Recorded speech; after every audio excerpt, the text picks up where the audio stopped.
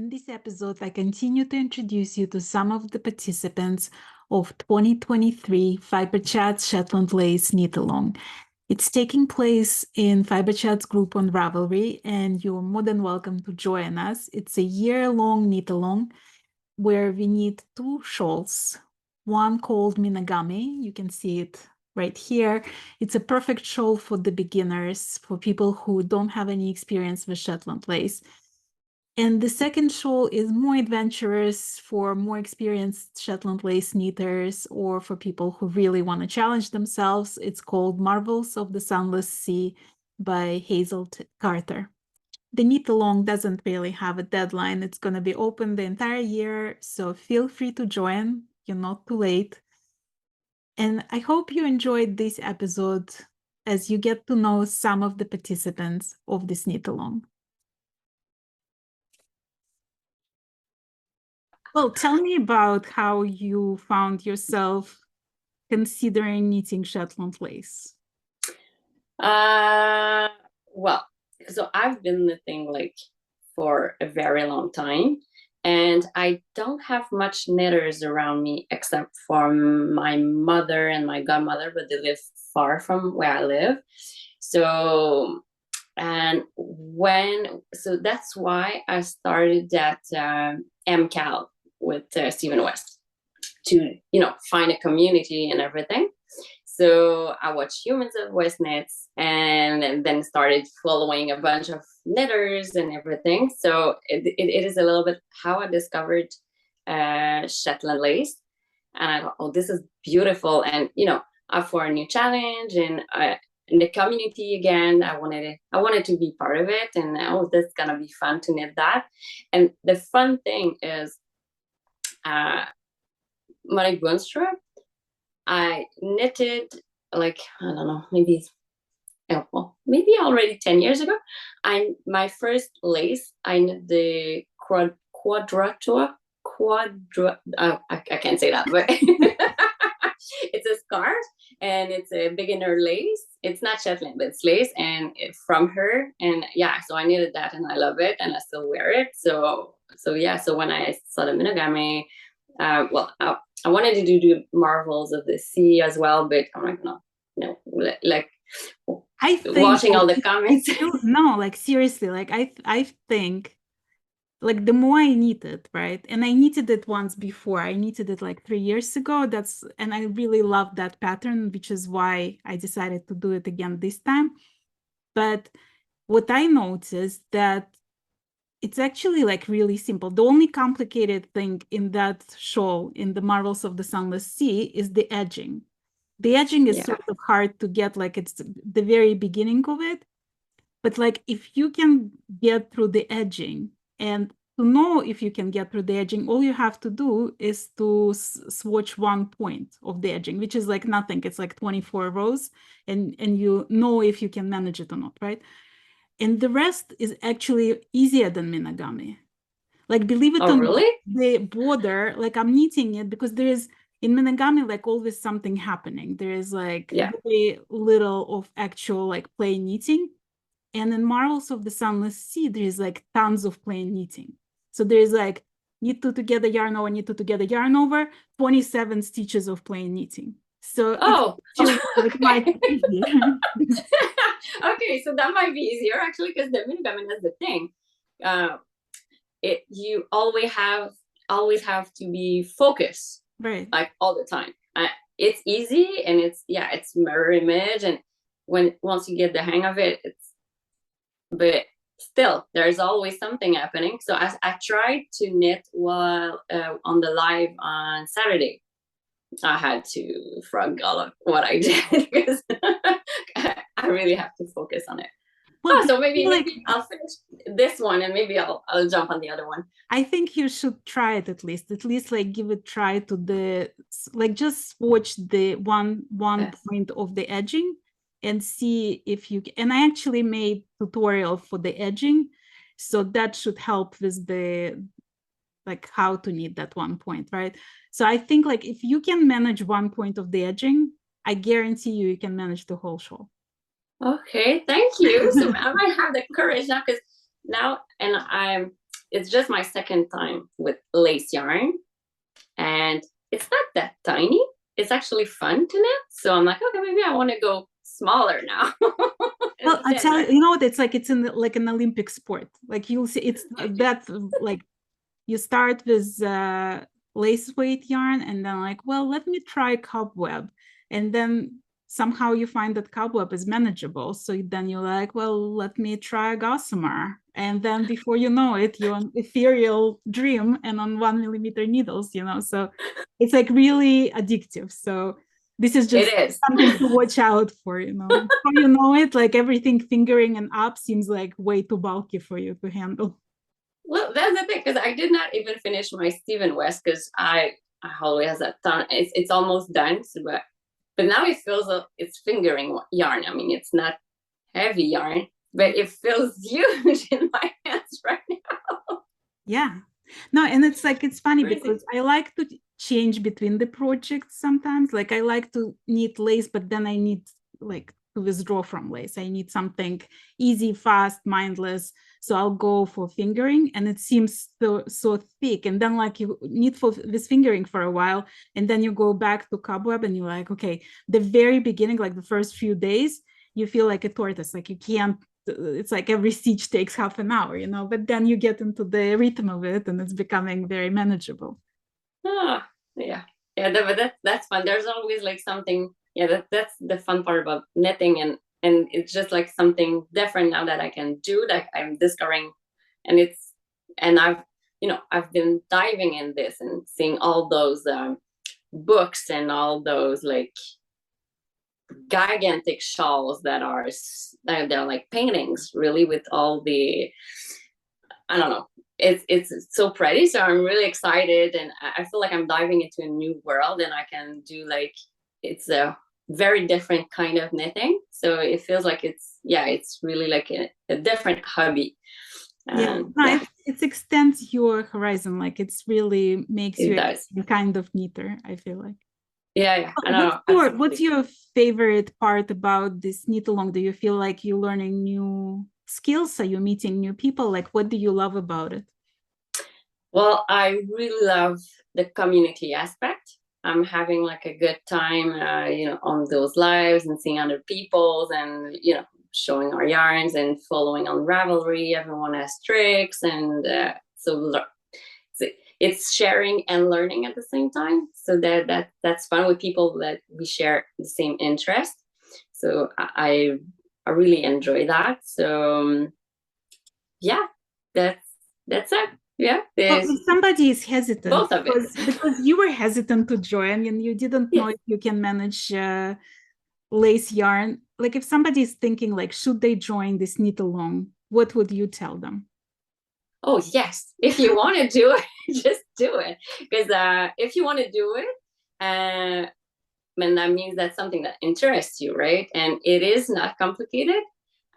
Yes, it is challenging because you have to focus on it, but you just one bite at a time. And so many posts on the Ravelry group, and everyone is helpful and sharing, and you are really available as well, and helping us and with the tutorial and everything. So I think there's everything out there to make it a success, or at least if you don't like it, you'll discover you don't like it, and at least you would have given it a shot. But me, I'm having a wonderful time. I'm really happy I joined. Well, do you discover that it's not as scary as you thought before you started? Yes, there's really nothing to be scared of. It's different. So I can see why someone's like, oh, maybe, I don't know, it won't look good. And I was worried because I'm a thrower, and I'm a really bad thrower. Yeah. So to share something, my grandmother, she passed away a couple of years ago, but she was like a great knitter. And she would just look at me knitting because she could not even watch me. She could not even teach me because I grab my yarn and I throw it. I mean, it's horrible technique. So I'm like, oh, my yarn overs won't look pretty. I will not have those little squares. It will be messy. It won't look good. But no, it does look good, and it's not complicated, and it's just one step at a time. And yeah, anyway, it's just like, so it's fun times. Just sit down there, and it's really meditative, I find, because you have to be there and look at what you're doing, and so it's really soothing. Yeah. I found, So like, honestly, like that was my survival through COVID, because you were forced into staying at home. And for me, like, when you doing the Shetland lace, you forget all your trouble. You not stress about anything else. no. In the moment, you visit this beautiful lace, and at the end, like a few months later, you have a beautiful heirloom piece for yourself to wear. Yeah, that's that really what it is. And well, it's actually going to be a gift for my mom, because I want, yeah, I want to share that with her, and I'm sure she'll enjoy it and wear it. So hopefully I'll manage to have it done by I don't think I'm gonna be good for Mother's Day, but same for her birthday, which is this summer, so I should be okay. I don't know. I think we might be able to manage to get you there in time.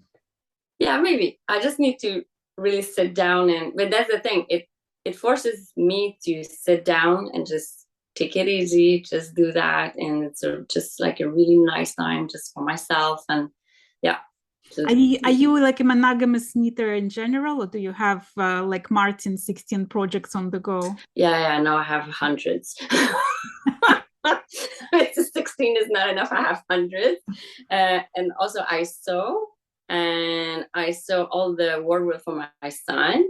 So I mean, and he's growing like way too fast, so I'm always stuff to do. But so I have like tons of projects, but still yeah, that's it's just like I finish them though. It takes me a while, but I always finish them. But there's so many interesting things. I kind of have to do it because this looks so fun. It's a little bit like that lace on. Okay, I have to jump in. Now is the time. There'll be all those people around, and so I jumped in, and I'm really glad I did. Well, I'm so happy you joined me for this knit along, and can't wait to see that gift you're giving to your mom. I want to see picture of your mom wearing that shawl when you're done. We'll do Oh yeah, monogamy get together. Yeah, that'd be cool. Okay, I'll do that.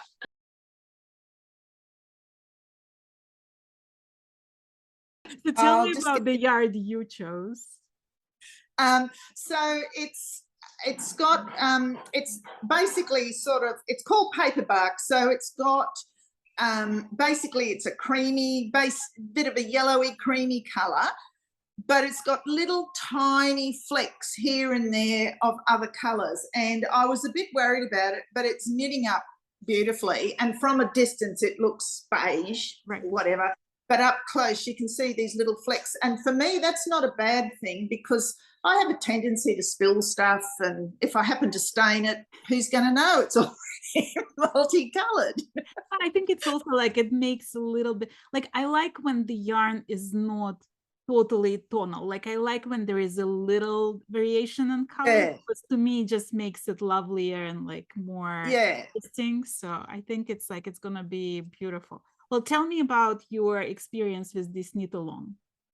Well, I couldn't wait. So the yarn arrived early, and I think I told you when you interviewed me for the shawl that I had done Esha in the past, just on my own. I thought, oh, I've got this yarn left over here. Let's see how I go. And I managed, and I got it done. I mean, it has got quite a few birthmarks in it and so forth. And it's now residing near you in Boston. And anyway, so when you suggested this, I thought I'm going to have another go.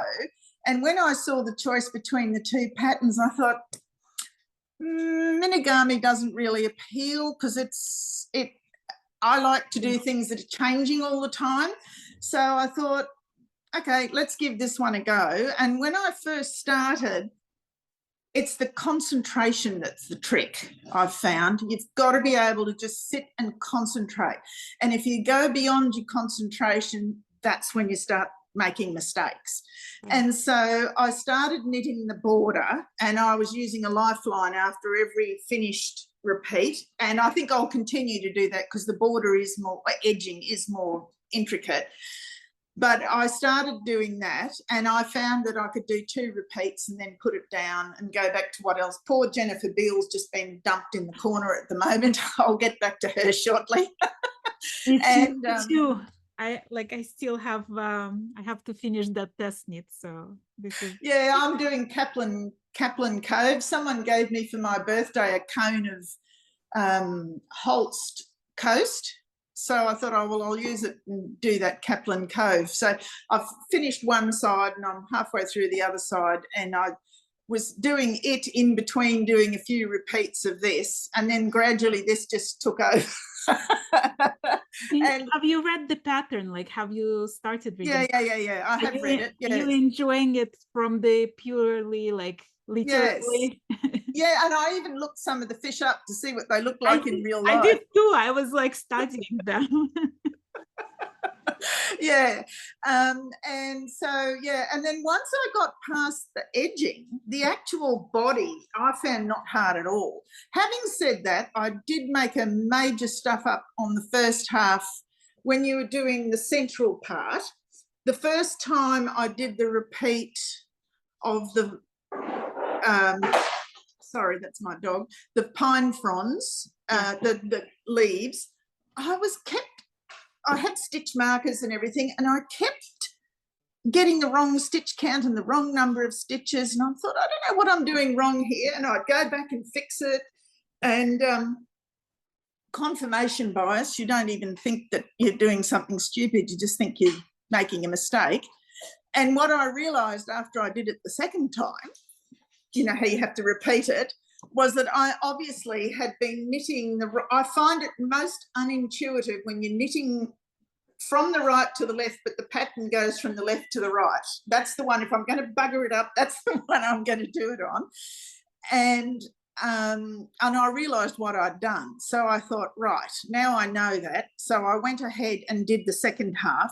And when I got to that stage in the second half, I put a lifeline in so I could follow that lifeline and put in a lifeline on the first half, which I largely got right. There was a few bits and pieces I had to pick up, but I picked that and unravelled it and then re-knit it so that, because I can normally go past minor errors, but that was going to look really bad because it looked nothing like the correct one. It looked odd. So I thought even the blind man would definitely see that. Well, do you think Esha prepared you for this? Yeah, probably, because I'm trying to think, when did I do that? I think I did that in 2019, so not that long ago.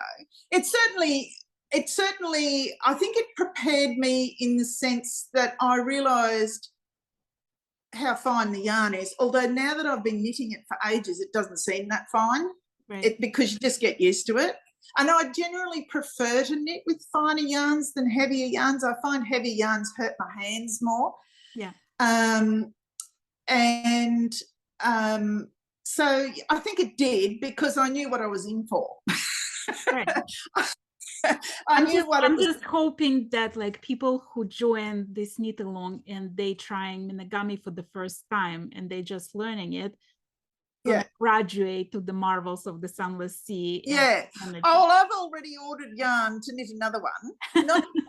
I've got 3 that I'm looking at to try and decide. I watched the other day Elizabeth Williams interview, and she's got some nice ones, and I've got another one of Hazel Carter's that I'm looking at, and I'm also looking at one of the Passion for Lace ones that I'm trying to decide between the 3 of them, because a friend of mine dropped a not very subtle hint that she thinks she'd like one. So I thought, well, I might knit one for her. So I've ordered it. I mightn't do it straight away. I'll have to get back to Jennifer Beale, but I will do another one, because I actually really enjoy it now, that because when I did Esha, it was like, oh my God, and I was really tense, and you know what it's like. But this one I've really enjoyed, and I'm actually getting quite fast at it now. Like, especially, I'll be pretty slow going back to the edging, but doing the center part, I got quite fast at it, because I could start to, I'd have to look at the pattern for the first couple of repeats, and then after that I'd have it in my head, and then away I'd go, and I wouldn't need to look again. And I think that's part of the trick. If you're sitting there slavishly looking at the pattern, you're likely to lose your place all the time. Right. Yeah, I noticed that as well, that it's like it's getting easier and easier to memorize. Like the more I need Shetland lace, the easier it is for me to just look at the row and have it in my head, basically. Yeah. Yeah. Because you And start I mean, recognizing the patterns, like you start recognizing the small motifs within the pattern. yeah, that's right. Yeah. And I found that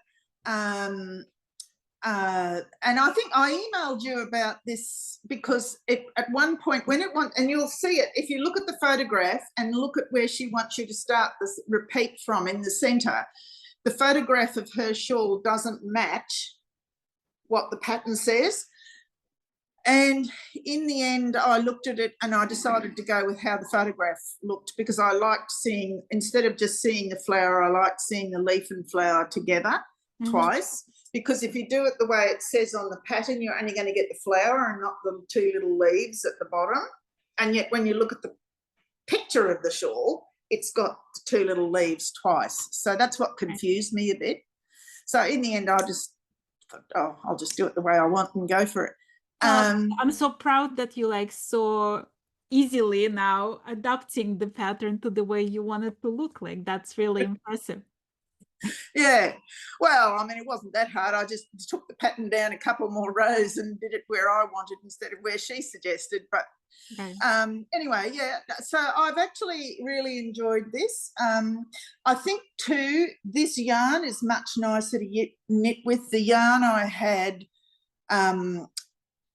was a yarn that my daughter had bought. I think I told you the story, and it's a pure superwash merino, but when you're knitting with it, it's got so much stretch in it that it just stretches right out.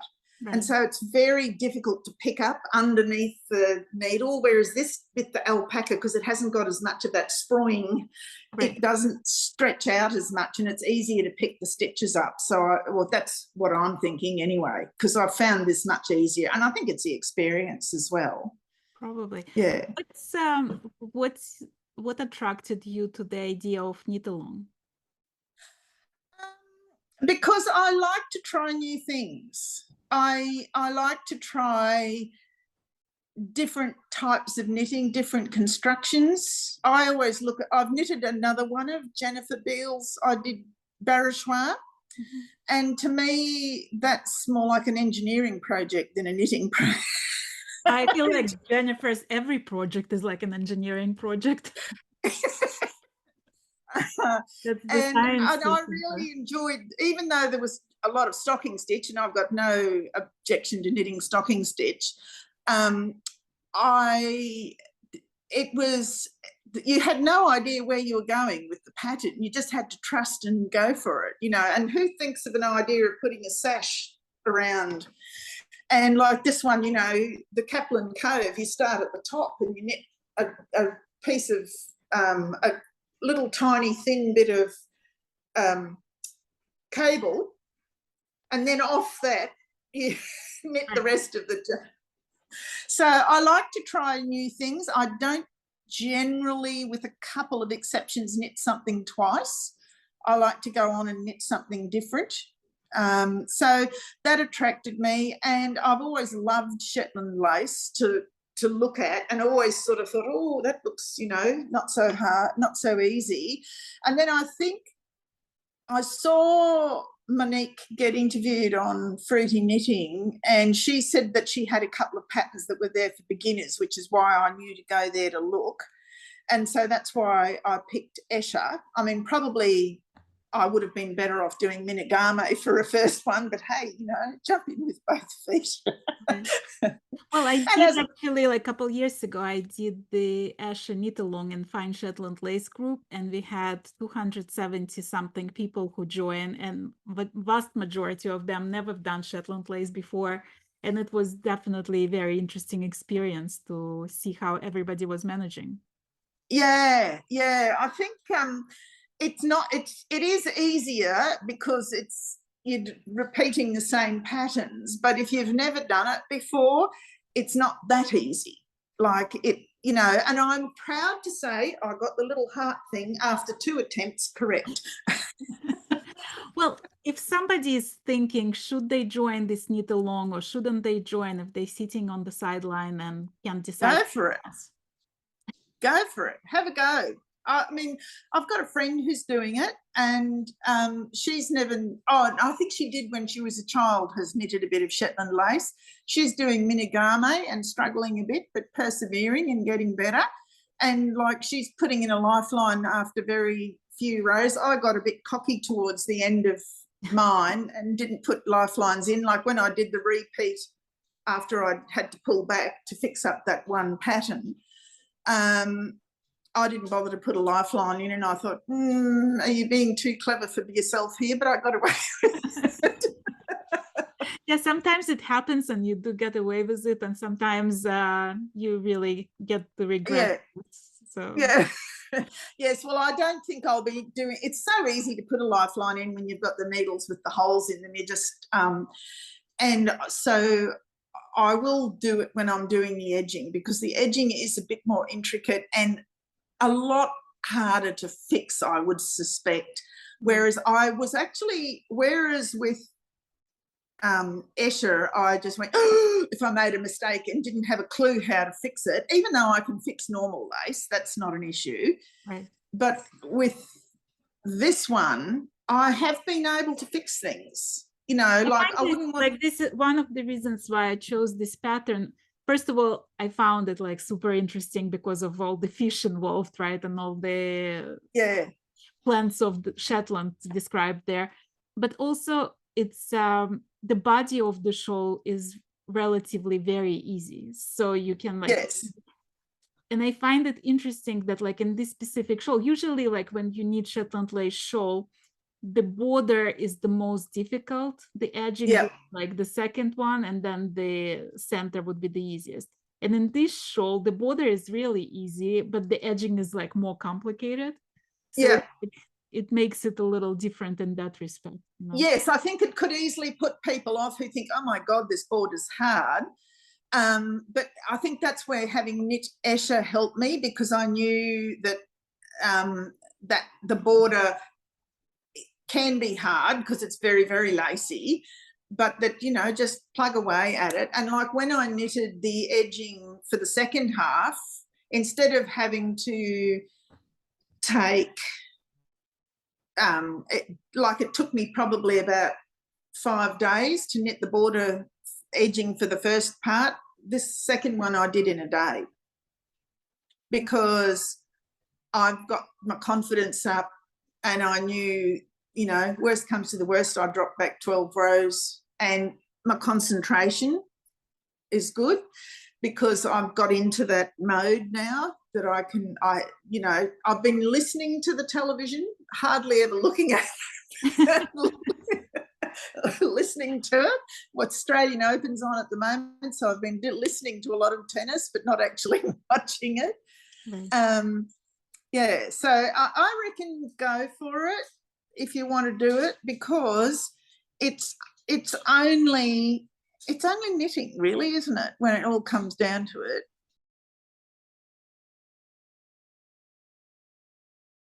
Like, since you are a veteran on my channel, you know what to expect. Yes, I do. Just gonna jump right in it. Well, tell me, like, what attracted you to this knit along? Why did you decide to participate in it?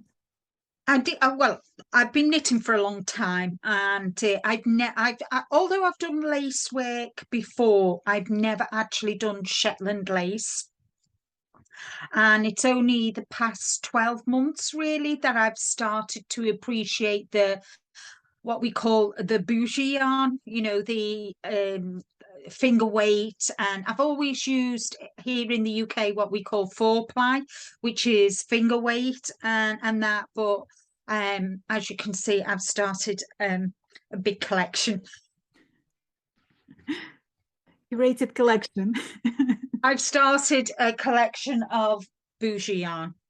I just love it. I'm trying all different fibers and working with two fibers together, which I've never done before. So when the Shetland lace came, you know, you were talking about it, and I checked it out and that, and I thought, yeah, I want to try that. You know, although I've done lots of lace work in the past, you know, when my boys were young, and you know, when I was expecting, I did all the you know, everything that you could do for babies, you know, the lace blankets and everything. So, but I've heard a lot about it, but I've never actually done it. And I thought, well, maybe I need something to challenge myself. And so I had some yarn here at home, and I've lost would you believe I've lost the label, so I can't even tell you. So I started it, and I'm like, oh my Lord. At first, I will be honest, and I didn't enjoy it when I've not done much. I've done the first 50 rows. That's a lot. Sorry? That's a lot. This is, you did the not compared to what yours is finished. I'm thinking I'm way behind. And I will admit, the first kind of, because it's very, very fine, I've only ever crocheted with fine, you know, lace. So to knit it was a whole different ball game. But are you finding that, like, as you got to this row 50, that you figured it all out? Like, it's now a matter of just persevering. Yeah, yes, it was kind of, shall I, you know, I'm being honest, it was, shall I frog it? No, let's just carry on. And then I just sat down one day with the pattern. And what I did was, because it's all knit, which I thought, yeah, that would be brilliant. But then it's the front post, back post. No, not the front post, back post. Sorry, it's knit two together in the back of the loop. Right. You know, to two stitches together, and then you do half one way and half another way. So I was sat there and I was thinking, and then remembering to go, when you're doing the even numbers, to follow the pattern left to right, and the odd numbers from right to left. And so I just got my markers out and I marked them all, and I thought, I think for the first 10, 15 rows, I kept referring to the pattern, which is right, which is back, you know, knitting to the back, which is knitting to the front. And then I thought, so I sat there and I got my marker and marked them all with a green dot. Because my knitting, I put, I'll just show you what I did. And this is what I found, which has helped me, you know, kind of, I watched your video and I took, so the pink is the odd row, so I know when I'm starting on the pink, that's the odd, and then I put then I put another marker here which has got a blue thing on the end, so I knew that was the evens. So I knew that if I put it down, that's actually like a very helpful tip, to have different color markers on each side. Yeah, and then I've just got markers in between to you know, to sort the pattern out. Right, so what I did was then because the odd numbers, I put a pink dot on every all of the odd rows, and then on the even rows I put all blue dots, and then I put arrows to say, right, Linda, this is you start this row, not this side, because when I come to the end of the row on an even, it took me a few goes, and it was, you know, and I was kind of, can I do this? And I'm thinking, yes, you can, just persevere. I didn't enjoy it at first, and today I finally finished the first 50 rows, and I was thinking, yes, I've done it. Well, you know what I would encourage you to do? Spray it with the water bottle, just very lightly, and stretch it. So it's gonna be like this dry blocking kind of thing. Yeah. And just admire it for a bit. Yes, that's what I was going to ask you, because I'm really liking the yarn. I didn't want a yarn that was just all one color, because I thought that will kind of add to the and it's kind of pink, white, and grey. So I'm really liking it now that I've sorted myself out with the chart, and that, because I was getting so frustrated not being able to remember, the symbols and that, and that was getting me frustrated. And so I put it down for a few days and then picked it back up and just sat there and looked at the pattern, and then I thought, right, I know what I need to do. And I just put pink and then blue, and then I put the arrows to make sure that I did, kind of, that was like my it's also indication that I've got to go this way, read the pattern this way. I think it's also like thinking directionally, right? So like when you think you're going from left to right, you think, is the knit two together looking in the same direction This way or in the or opposite that direction? And depending on that, you do right leaning decrease or left leaning decrease. So, and I think as well, because I've got the first 50 rows done now, and usually by this stage in a pattern, I can read the pattern, I know what I'm doing, and I can just do it. But I think because of the way it is, and because I've not done lace work for such a long time, I think when I come to do the next 50 rows, things will start to, I was saying, I would say the last 10 rows of the 50 rows that I was doing, it started to kind of click and sink in. And but also, so like, another trick is to try to predict what the next stitch should be, right? So when you knit, stop, like you knitted, let's say you knit two together, stop there and think, what might the next stitch be, and then check on the chart, right? And if you're right, try to do a few stitches at the time, and then eventually you'll be able to predict majority of stitches, because the pattern repeats itself. And if you it know how does. to like look at your knitting and recognize what might happen, most of the times that's what will happen, right? So you train yourself to predict the pattern, basically. So it's becoming easier to like remember, and you don't have to constantly check the chart because you can figure it out already on and I think because I think because it was the first time I've ever done, I've ever worked with the fine lace, it's taken me time to get, even though I prefer working with 2 weight and 3 weight,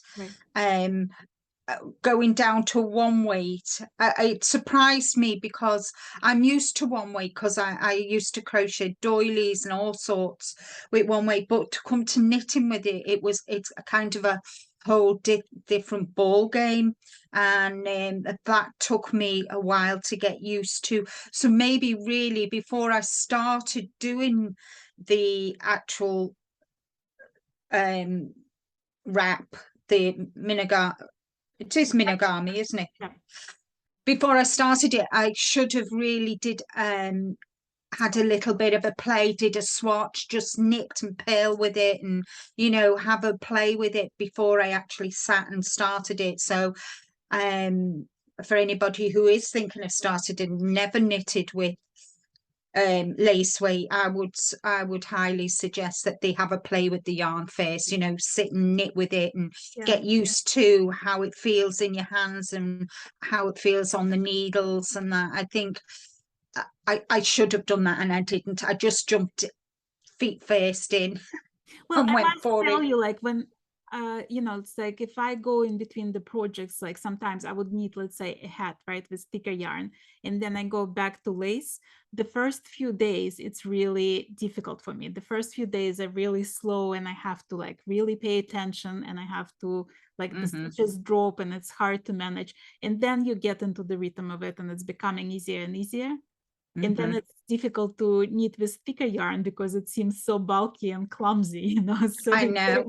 Well, I've got about, I think I've got 8 works in progress at the moment. So kind of, that's just the way I work. I'm not, I just don't stick to one project because I know I'll get bored easy.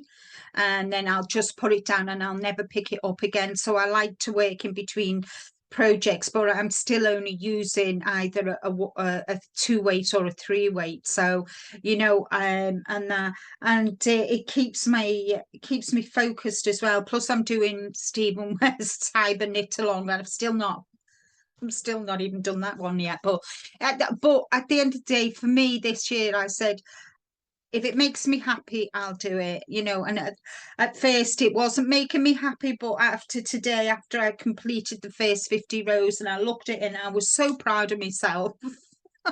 Yeah, you're and doing it. And you know, I was just talking to another woman from our group, and I told her that actually I find the Marvels of the Sunless Sea almost easier than this pattern, because the only difficult thing there is the edging, and the rest is there is much more plain knitting stitches there. all right. Actually easier knitting. So maybe once you're done with the Minagami, you can continue on to the Marvels. Yes, maybe I kind of quite like that, and I've seen the video that you put up of the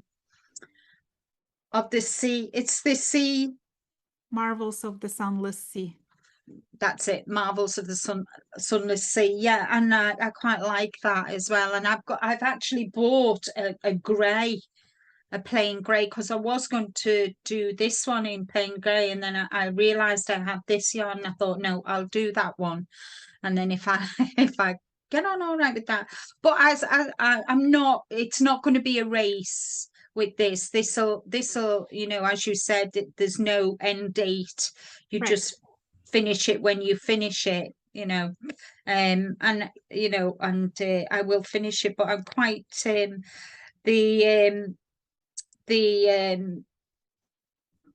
yarn over twice and you've got your stitch marker in between, that was that was quite a challenge in the beginning. I'm like, oh no. Well, But do you enjoy the whole atmosphere of the knit along? Do you yes, think I like do. you would have, do you think you would have given up if you were just doing this pattern by yourself faster? If I was doing it by myself, I think yes, I'd have frogged it and think no. But I think it's always nice to take part in knit alongs. Because there's so many different knitters out there, you know, kind of, I know we're all knitting the same project, but we all have different ideas and, you know, tips to bring to them, you know, to a knit along and that. So yeah, I do enjoy being part of the knit along. It's good, and it's also nice to see other people's, you see, I'll photograph this now that I've done the first 50 rows and I'll put it on Instagram and to show. Yeah, I wasn't going to show it before. No, you should definitely like spray it, pin it, and you're gonna see all this lace open up, and Yeah, like very proud of the fact that you did one of the 11 repeats. Your 11th part there. well, anyway, it'll be so You're I've on the one way. down, I've got 10 to go. I'll do 10. I've got 10 more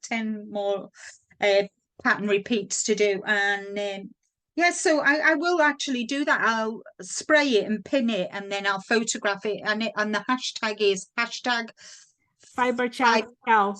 how. Yeah, and do Fiberchats as well so people can see it. Yeah. Well, if somebody thinking, should we join, should we not join, what would be your advice?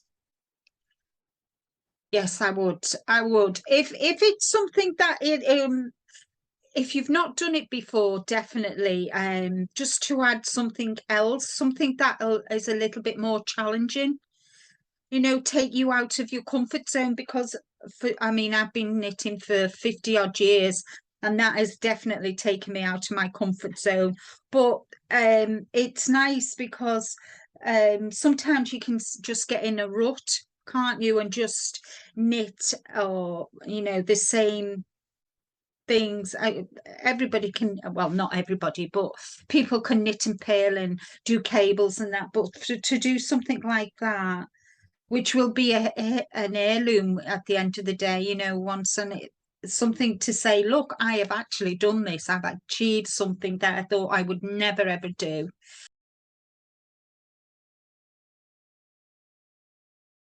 But that's what I remarked, that it is very familiar and friendly and very patient, and it's a nice atmosphere.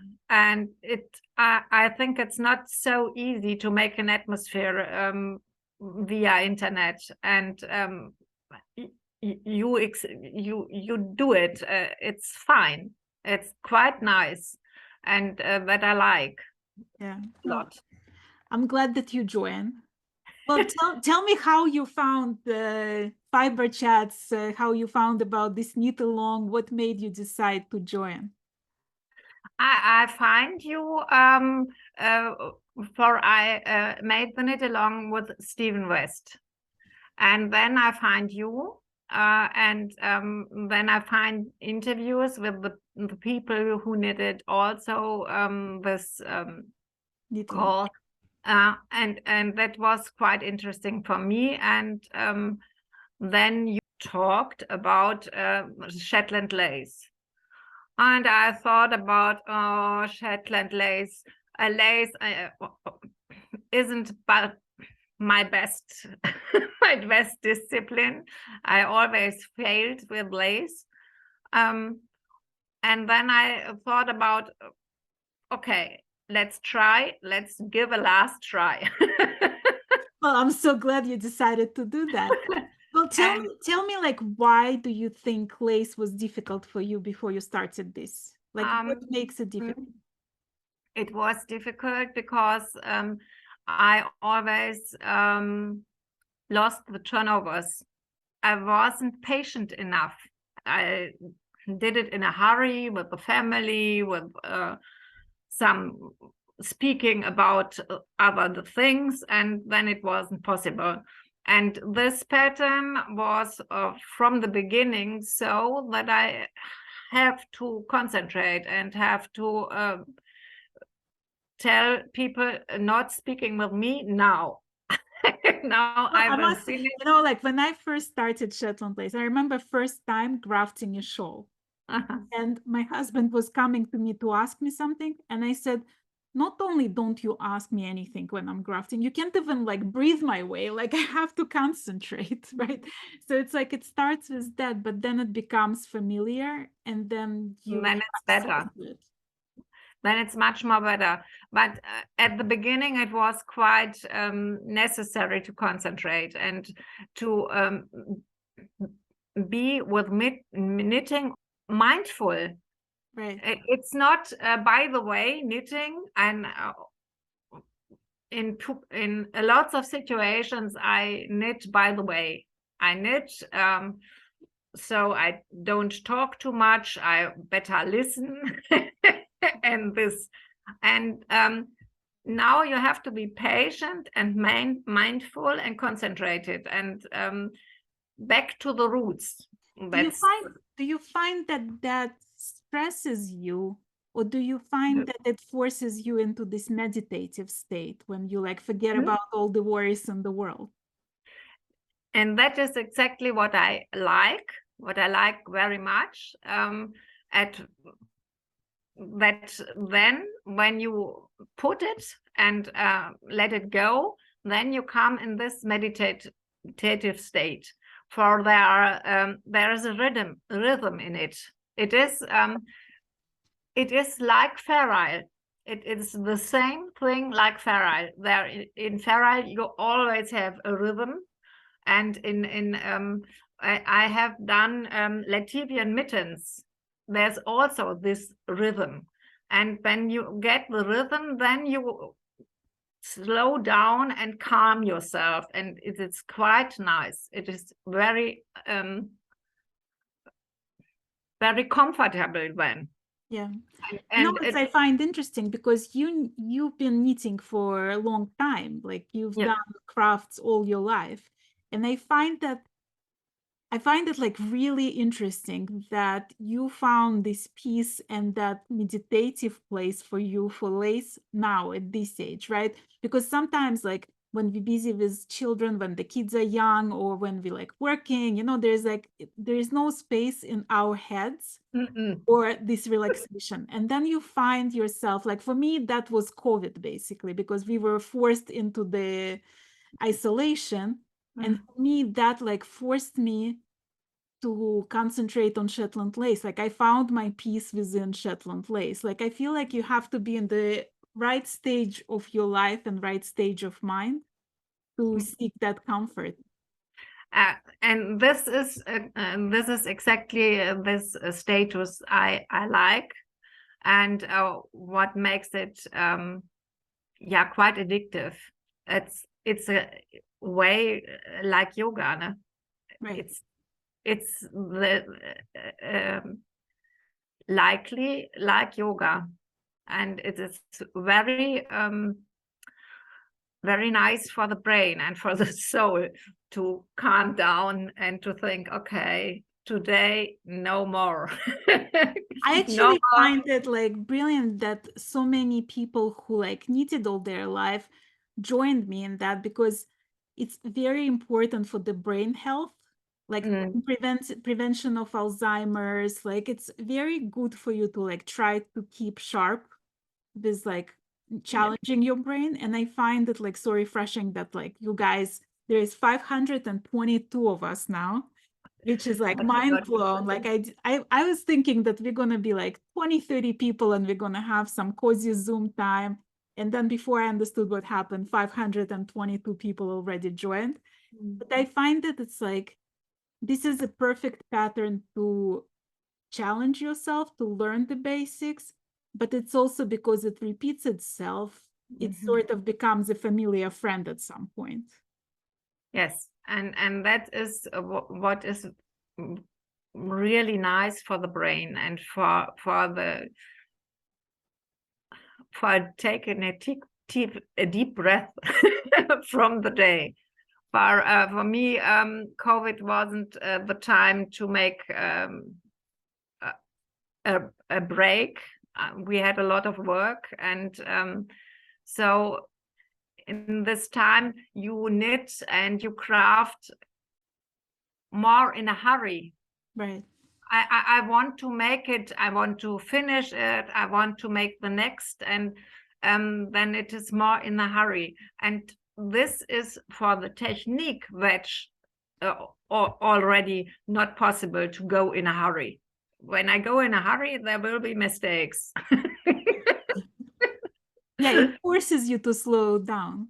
But yes. But it's also like the thing that I hope people will learn from this specific pattern is reading the lace.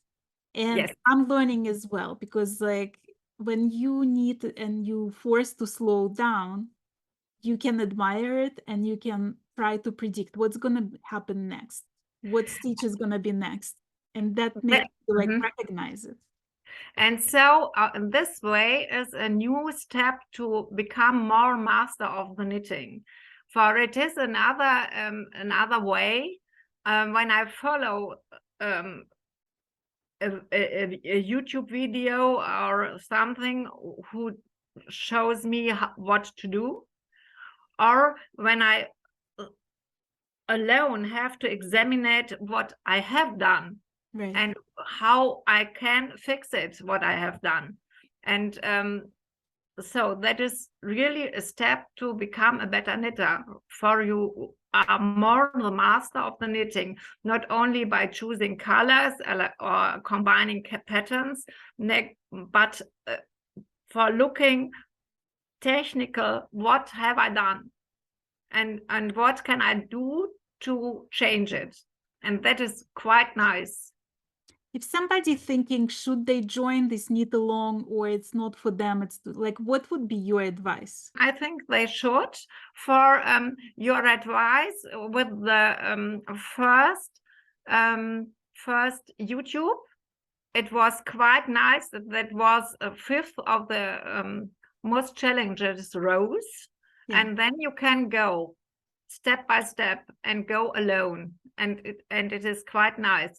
And okay, you always say, and Monique always says, it's only knitting and decrease and turnovers. It's okay. That is right. There are much more stitches in the world which are more complicated than this. But this elements, there are some elements, only a bit of elements to examine how they work together. Right. That is quite nice, and that helps you to better understand what happens. And I also like the fact that it sort of humbles you, because when you can be knitting all your life and you can be perfect fair isle knitter, or you can be perfect sweater knitter, like you can make most beautiful socks, right? But then you're coming to some lace technique and suddenly you are a beginner again, you know, and you're learning again. And I feel like, to me, this is the beauty of knitting, that you can perfect something and you can be a total new person, new learner at some other techniques, and there is always something new to learn. That's for me also. For you have different ways to knit. There's some way just a routine that the hands have something to do for calm yourself, better than eating or drinking something. And then there is the other way, just to examine new techniques, new ways to do the same way, the same art. It is always knitting, but there are different kinds to make it, and that is great. For me, it's quite. I am knitting for now for 60 years, and always is something new and a new idea. And I'm not a professional, absolutely not.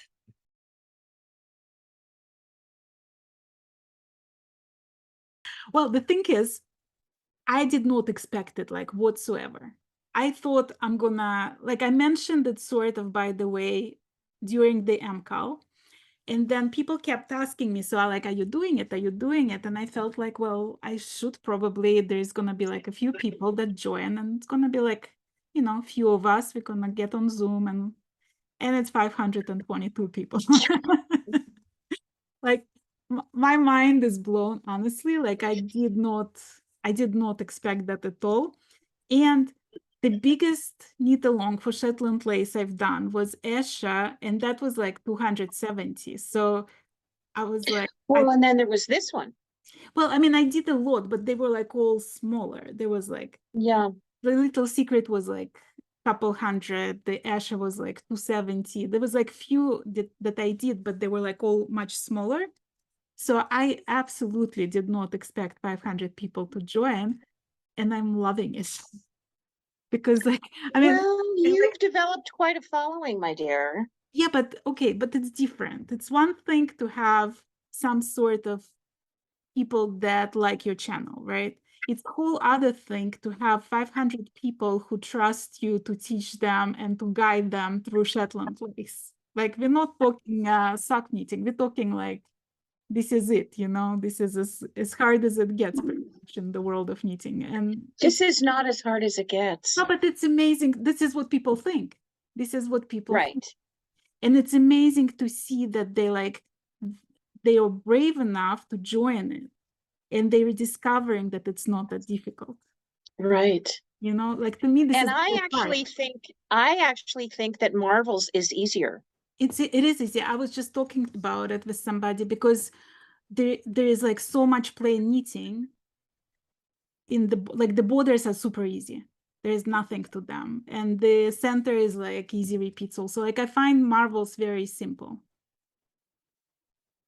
For as gorgeous as it looks Right. after that's the thing about lace, is it looks so complicated, but it isn't. It isn't complicated. But you've done all sorts of lace. So you've done Yes. Estonian, you've done Orenburg, you've done Shetland. How is Shetland compared to Estonian and Orenburg for you?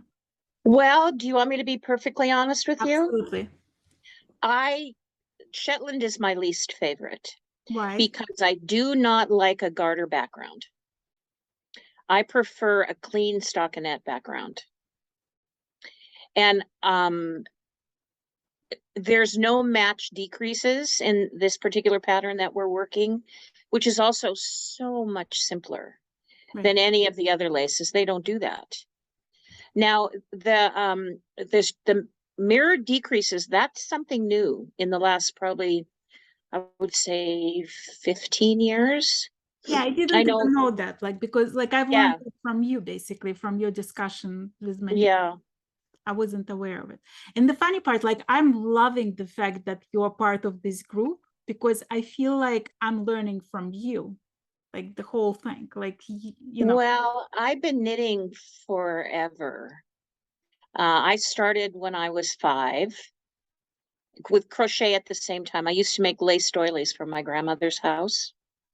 And then I had a bunch of aunties that were really serious knitters. And they used to make those big cowichan sweaters. You know what that is? Yeah. I'm originally from Canada. So we had these giant sweaters with all this beautiful work, with all the designs, with the moose and, you know. So I was always around knitting. I was always around crafting of some sort. I embroider, I do needlepoint, I just do everything. And for me, it was like, this is not hard. This is just something you do. Right. So I'd see something and I'm like, oh, I want to make that. Nobody ever said, oh, you can't do that. It's too difficult. And I've always been extremely mathematical. So looking at the charts, everything made sense to me. It was never a struggle to learn how to read the charts because it was all numbers and the numbers were perfect. They never changed. And I also find, like, I mean, it's similar to Orenburg in the sense that they have the motifs, and once you learn to recognize them, you can predict what's going to happen. Like, yes, becoming this familiar ground, right? Right. So like when I first started knitting Shetland lace, I would literally look at every symbol. And it's sort of like learning how to read, right? When you like first sound out every letter, and then suddenly you get to the point when you just recognize the word. When you're not thinking about sounds, you just see the whole, like you can look at whole words, even if there are some letters missing, you still recognize the word. So it's becoming the same with Shetland lace. When I'm at the point when I look at one row and I don't need to look at it the second time. Like I just know what's coming, right? One glance is enough. And so it's and I bet you at this point too, you can look at a chart and you can see what it's going to be. Right. Yes. That's the whole reading your lace that you've been stressing. That's where you are. Once you can read the lace, then you can do anything. Right. And I feel like this pattern, Minagami, is a perfect pattern to learn to do that. Because it's simple enough and it's repetitive enough that you come to like understand what's going to happen next. But it's also complex enough that you're hitting every single technique. Yes. I mean, there is basically like, if you know how to knit Minagami, you can knit anything else in Shetland lace pretty much. Like you've covered all of it, you know, in one pattern. Have you knit any lace in the round? I have not. Okay, you need to try that next. I mean, I did. Because you can do Shetland in the round, but it won't be on a garter background. Oh. But it's the same motifs. I have one shawl. I think I mentioned it before. It's called the garden shawl. And it's knit in the round, but there are a lot of Shetland motifs in it, but it's on, you know, the stockinette background. And so every row is a right side row. So you never have to worry about, oh, is my decrease going this way? Is it going this way? Because you can see them as you're going along, which way they need to go. You don't have to reverse. You don't have to read from the other side. So it's like you zoom through it. I have it. I think the garden shawl I think is like 5 or 5.5 feet square. Starts in the middle. So in my tension, it's gonna be 6.5 probably. I'm the same way. Yeah, no, I'm very like, I mean, Monique is always making fun of me because I'll go down to needle sizes and I'll go into the gossamer territory and I'll still gonna make something bigger than she'll in cobweb with like bigger needles. So be like the complete opposites of that spectrum when it comes to Less stress on your hands that way. I find, 'Cause yeah, you're not- I find, and I'm knitting continental and I find it like very low stress on the hands because like just by the ergonomics of it for lace specifically, it works perfectly. It's I not agree. great for Fair Isle, but it's like really very comfortable for Well, can you do both hands when you're knitting with more than one color? Okay. Yeah, that's how I do Fair Isle actually. I need one continental and one throwing. It's like more. Well, I learned English style as a child. And then we had a housekeeper one time, my mother was sick, who was Russian. And that's when I learned that, oh, the left hand, like crochet. Okay, I could do that. Right. And then I switched in my teens. I started knitting continental and I've never looked back. Yeah, it's just, I mean, I'm not gonna go there. It's faster people, but whatever. It's a controversial subject here, and Very much so. yeah. Well, tell me like what attracted you to the knit along? What do you like about knit alongs in general? Well, I've been doing knit along since way before Instagram, way before Ravelry. There used to be a site called about.com, and there was a knitting board there. We're going back into the 90s. And that's when I first got involved in knit alongs. And I loved the camaraderie. I loved getting to know people from different parts of the world and, you know, what they had to say about anything and everything. And it just felt so nice to be able to knit with somebody else because I don't know any knitters. Right. There's none around me. My children didn't take up knitting. And now with the internet, you can see everybody, you can talk to everybody, you can share things immediately. Right. And, you know, I've developed some really nice friendships over the years from people I've never met. Right. No, and I find that also it's so much easier to understand like what you're struggling with, to get help, to get your questions answered. Because if you're knitting a pattern that you just found and you're knitting for yourself, you are on your own with all your questions. Like yes, that scenario, you can go to your local yarn store. But with the knit along, there is constantly, and there is 522 of us as of right now from every single continent. Like there are people from literally all over the world. So the help is available 24/7 because somebody is online at any given time. Do you find a lot of them are not participating actively in the boards and stuff? I find Ravelry a little frustrating personally.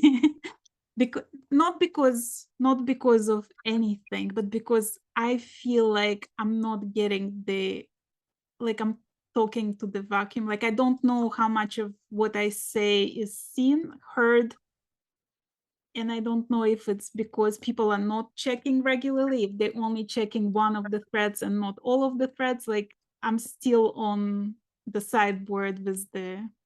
Well, you often can get like overwhelmed with the amount of posts in any given time period. I mean, one day, 1 hour, there might be 50 new posts. Right. And so it's like, do I read them all? Do I read the ones that only apply to my question? What do I do? So yeah, there is that.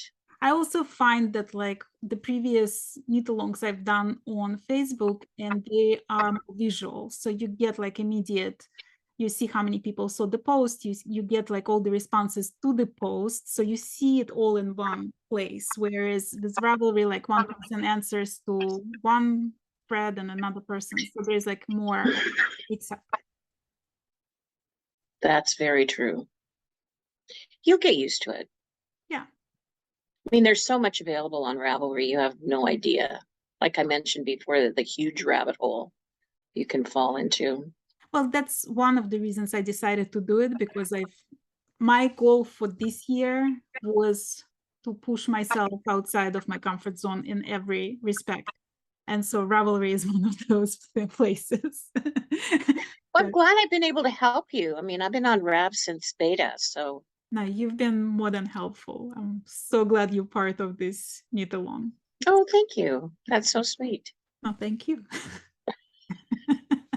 I hope you loved meeting these wonderful knitters. If you'd like to be a part of this knit along, please head over to Ravelry and join Fiberchats group. You'll see all the information about it in the announcements of that group. If you'd like to be a part of Humans of Fiberchats, email me to fiberchats@gmail.com. And if you enjoyed this episode, please consider subscribing. Thank you. Happy knitting!